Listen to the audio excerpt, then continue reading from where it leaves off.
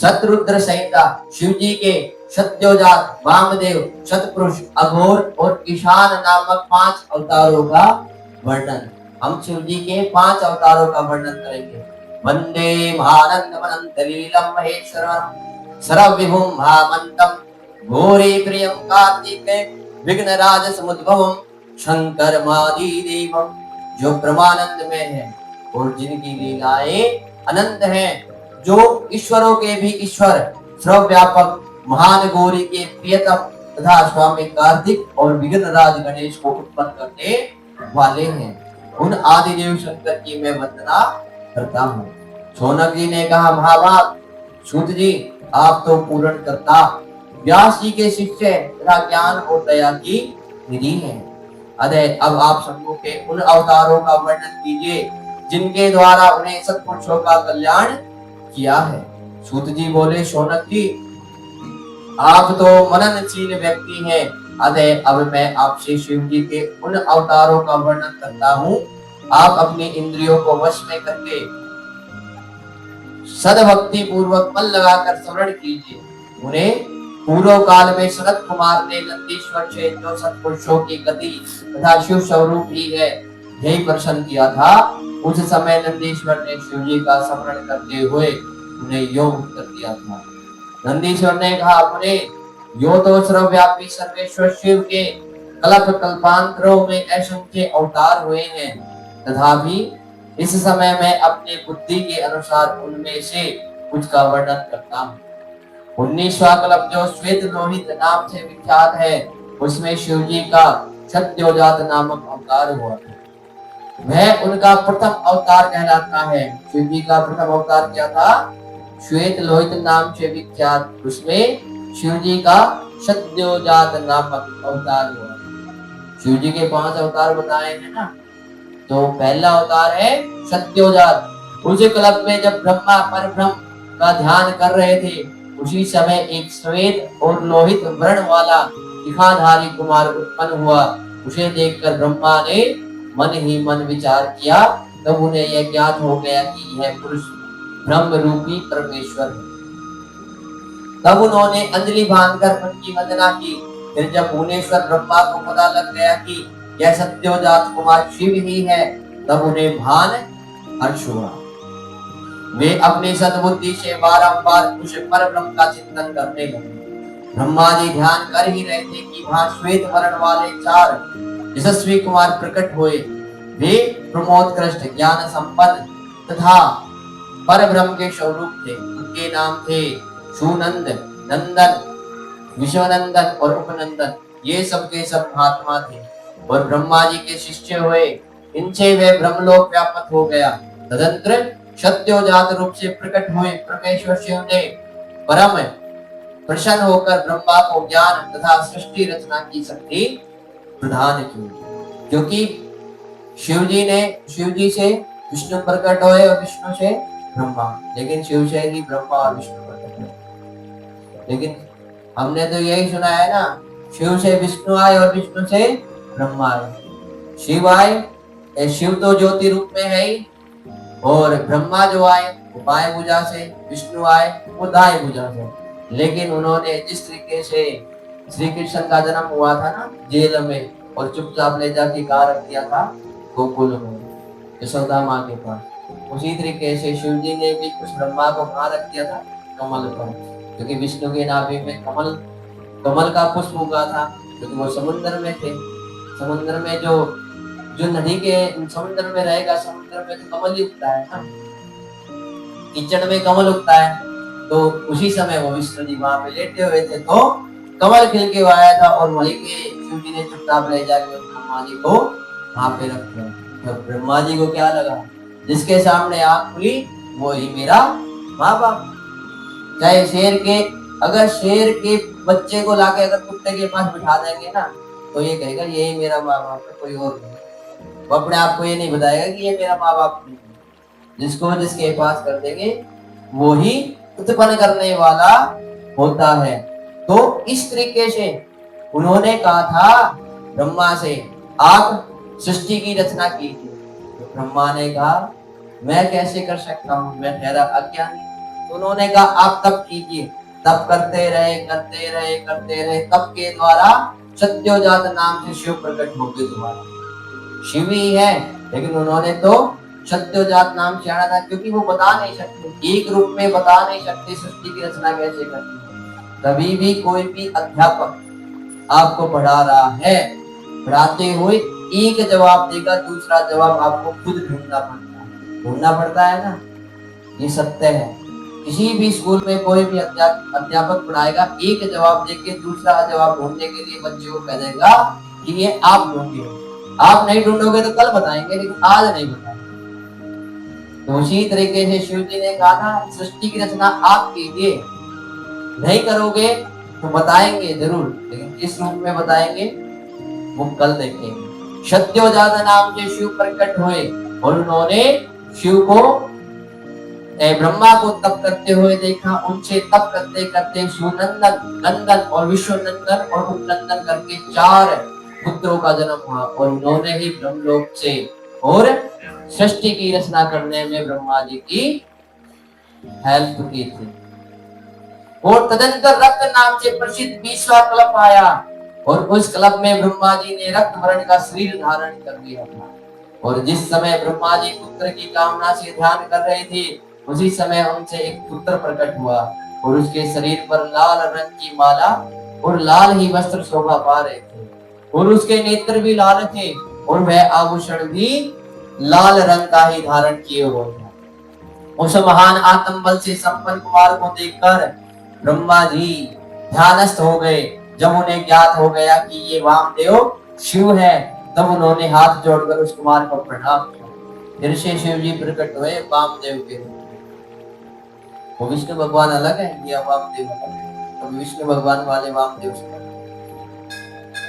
तो हाथ जोड़कर उस कुमार को प्रणाम किया। तत्पश्चात उनके विरजा, विवाह, विशोक और विश्वभावन नामक के 4 पुत्र उत्पन्न हुए।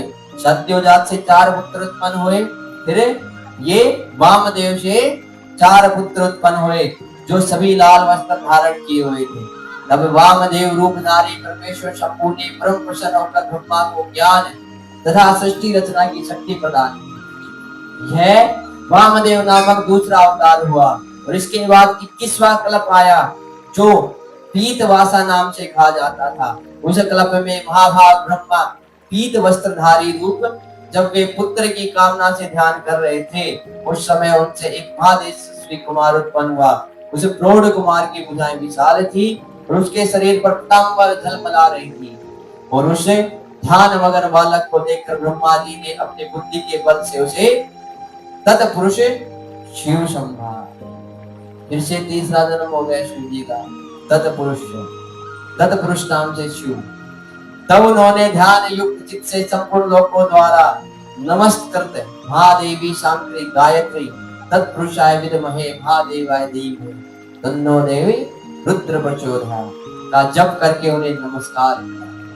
और इससे महादेव जी प्रसन्न हो गए। तत्पश्चात उनके पार्श्वभाग से पीत वस्त्रधारी दिव्य कुमार प्रकट हुए। वे सब के सब योग मार्ग के प्रवर्तक हुए।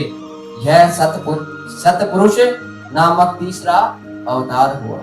तत्पश्चात स्वयंभू ब्रह्मा के उस पीत वर्ण नामक कल्प के बीत जाने पर पुनः दूसरा कल्प प्रवृत्त हुआ, उसका नाम शिव था।